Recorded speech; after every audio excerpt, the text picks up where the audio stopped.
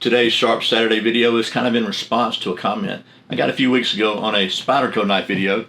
Somebody recommended that I check out the Spyderco economy line, the Byrd knives, B-Y-R-D.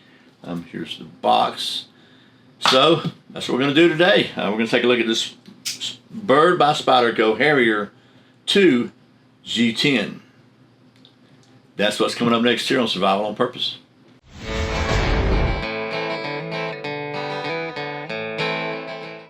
Welcome back to Survival on Purpose. My name's Brian. Thanks for joining me for today's Sharp Saturday video, where it's Saturday and we take a look at something sharp. And like I said today, that something sharp is this Byrd Harrier 2 in G10 from Spyderco. And if you're not familiar with the Byrd line, it's basically Spyderco's budget-conscious line. It's inspired by other Spyderco models, the same functionality and versatility as their premium Spyderco products at extremely affordable prices. And to keep those prices affordable, the Byrd knives are manufactured in China to Spyderco's strict quality control process. So, we're going to take a look at this one and see how well it stacks up. But first, today's words of wisdom from the Bible. Today's wisdom is from the book of Proverbs, chapter 11, verse 25. Words to live by. The generous will prosper. Those who refresh others will themselves be refreshed. And a big thank you to my friends at XS Sights for sponsoring today's video. XS Sights are the only sights I trust my life to on any pistol that I carry for self-defense. They're made in America. They're the fastest sights in any lights, and they are made by people who shoot and know what it takes to make good sights. And if you use the coupon code SOP15, you'll be glad you did. So thanks to XS Sights for sponsoring today's video. Now, here is the Byrd Harrier 2 in the G10 version. And the original Harrier was the very first Byrd knife that they came out with. It's become a collector's item, and the Harrier 2 refines this classic design in a size that pretty much splits the difference between the best-selling Cara 2 and the Meadowlark 2. So let's talk about the specs of this thing now. It weighs 3.4 ounces, or for those of you still stuck in that old metric system, that is 96 grams. The overall open length is 7.67 inches, or 195 millimeters, and the closed length is 4.35 inches, or 110 millimeters. The blade length is 3.39 inches, or 86 millimeters. And the edge length, which starts about right here, is 2.85 inches, or 72 millimeters, with a blade thickness of 0.11 inches, or 2.8 millimeters. It has a full flat grind and is 8 CR13 MOV. I say a full flat grind, and this one is one of the serrated versions, so it's partially serrated. You can also get this in just a fine edge. The handle material is on this one is peel textured G10. Get a close look at that. And it has textured finger twirls here, and a little bit of texturing jimping here on the thumb wrap as well. A minimalist stainless steel liner. I don't think you can see that, but they are embedded in the G10, so they don't take up any room in there. It has a stainless steel bag spacer. Trademark comet hole, one-hand opening hole. Instead of a round one like most Spyderco, it's got this comet hole. Easy to open with either hand.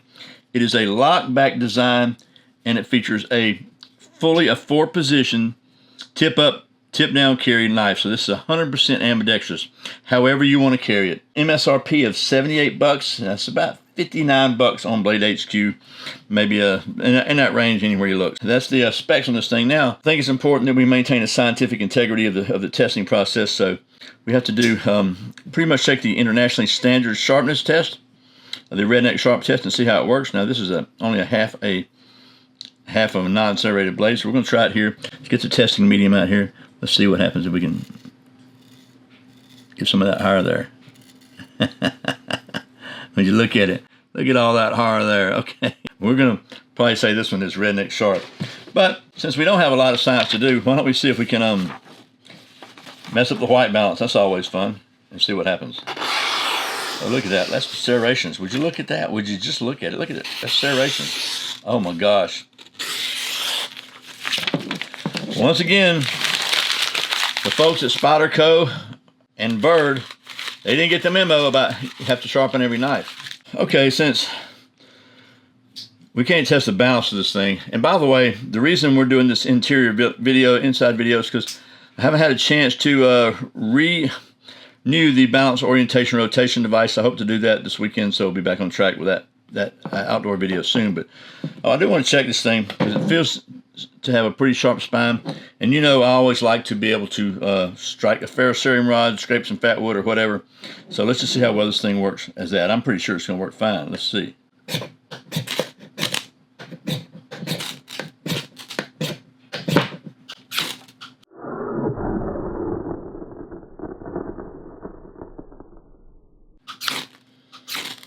Yep, doing pretty good. I'm going to stop before I set the house on fire. When Alexander Graham Bell first invented the telephone, he had 3 missed calls from Chuck Norris. Well, that is the Spyderco Byrd line Harrier 2 in G10. And I don't know if I mentioned, but this knife is also available in the lightweight FRP scales, which takes some of the weight off of this thing. Not that it's super heavy to begin with. And again, it's also available in a serrated or fine, partially serrated or non-serrated version. And I gotta say, like every single thing from Spyderco I've looked at, seriously, this thing is rock solid. Everything is well made. The fit and finish is good.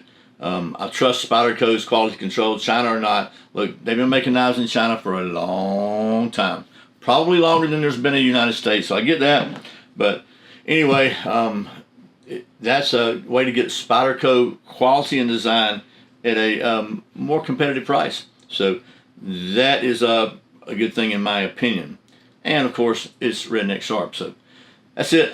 Thanks to the folks at Spyderco for sending me this so I can show it to you. Thanks for the suggestion on the comments.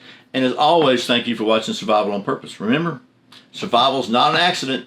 So be prepared. I'll see you next time.